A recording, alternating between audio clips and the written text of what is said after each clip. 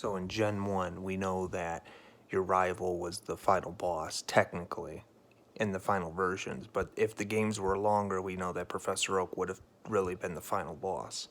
But what happens when Green or Blue, or whatever you want to call him, Green leaves the Elite Four after Red beats him and becomes the new Kanto champion at that point in time, just before Gen 2 starts to take place?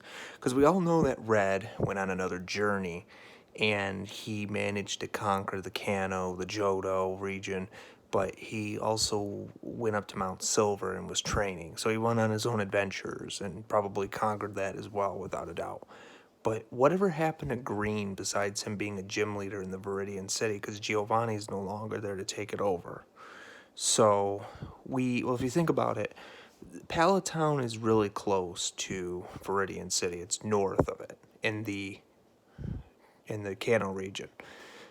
Keep in mind the Kanto and the Johto region are still part of Japan, but they're still two different regions, of course.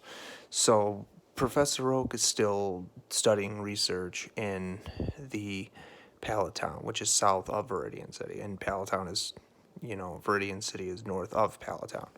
So it's not really that far of a walk. Well, if Green is still a gym leader, being hence, an ex-champion of the Elite Four now, he is without a doubt probably helping the professor with research. It's not really too far-fetched to think, because if you think about, even in the Gen 2 prototype, we see him as a researcher, studying abroad with the professor himself. And the story itself wasn't really that much different. Like, a lot of stuff was still the same, but it's just was moved around a little bit because the different elements of like how the story flows, but it really still was the same thing in the end. And this would make a lot of sense because, what is Green really doing aside from really spending time with his family? Red, on the other hand, well, being the overachiever that Red was, wanted to go out and see the world. And even though Green, technically, if it wasn't for family and maybe just wanted to take things at his own pace, you can really see how the two characters really became different as far as enthusiastical achievements go. Green was always ahead of Red at first, but once Red eventually surpassed him, was there ever a time when Green ever came close to what Red did as they got older? No, it was Red that was out in the lead, and, Green couldn't believe that he had somebody else surpass him so much like that. But he still did one of the greatest things that nobody else can say they did, and that was to become a well-known superstar, in the sense that they had achieved basically one of the strongest trainer statuses that anybody could have met in their life. So people knew them for who they were.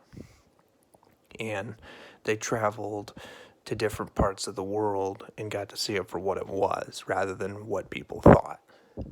So that would kind of explain a lot versus what happens when we see, if you think about how, if you go back to Gen 2, the Gen 2 that we got, you can see why, if you go to where Cinnabar Island was burned down, you can see the remains of it. And you can sort of understand why, when gold eventually catches up to 3 years later, why we can make sense of like why Red was nowhere to be found, but he was at Mount Silver. And then you had Blue or Green just hanging out on, which was, again, the charred remains of the city, right where it was. We could see that that's where Blue and Green was hanging out, which was south of Palatown, Cinnabar Island, which is, again. So it's interesting to think that he still couldn't get over the fact that he lost to Blue, or lost to Red, but he was also trying to figure out like what he wanted to do next, in the sense like he could become a better trainer, or maybe just set more goals for himself, so that way more people could venture out and see him for what it was, rather than how enthusiastical it was. So it was a journey and a self-learning, a moment of self-perpetuation that really made us realize that we really don't know what's out there in the world and who they really were. So the characters, so Green really was just there until we really got to see what he was doing until years later.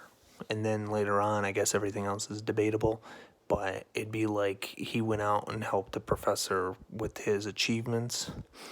But not just that, he also went out and discovered more, kind of like how Red did.